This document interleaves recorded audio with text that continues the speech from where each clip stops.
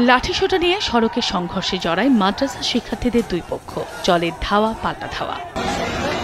শনিবার জশ্নে জুলুসের ছবি তুলে চট্টগ্রামের হাটহাজারী মাদ্রাসাকে ব্যঙ্গ করে স্ট্যাটাস দেয় এক যুবক। এরই জেরে হাটহাজারী মাদ্রাসার সামনে মাদ্রাসার শিক্ষার্থীদের দুই পক্ষ সংঘর্ষে জড়িয়ে টায়ার জ্বালিয়ে সড়ক অবরোধ করে ভাঙচুর করে যানবাহন। দুপক্ষের মুখোমুখি সংঘর্ষে চট্টগ্রাম খাগড়াছড়ি রাঙ্গামাটি সড়কে বন্ধ হয়ে পড়ে যান চলাচল।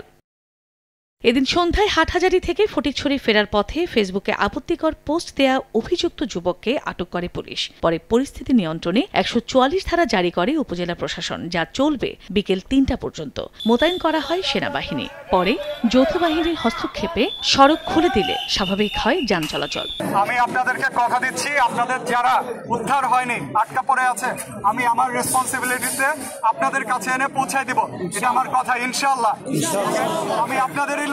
আইন শৃঙ্খলা বাহিনীর সমন্বয়ে বর্তমানে যে আইন শৃঙ্খলা পরিস্থিতি আছে সেটাকে স্বাভাবিক রাখার জন্য এবং পরিস্থিতি নিয়ন্ত্রণের জন্য সকল বাহিনী একসাথে সম্মিলিতভাবে কার্যক্রম পরিচালনা করছে। ১৪৪ ধারা জারি থাকাকালীন সব ধরনের সভা সমাবেশ, বিক্ষোভ মিছিল, গণজমায়েত, বিস্ফোরক দ্রব্য, আগ্নেয়াস্ত্র বহন সহ ৫ বা এর বেশি ব্যক্তির একসঙ্গে অবস্থান বা চলাফেরা সম্পূর্ণ নিষিদ্ধ ঘোষণা করেছে উপজেলা প্রশাসন।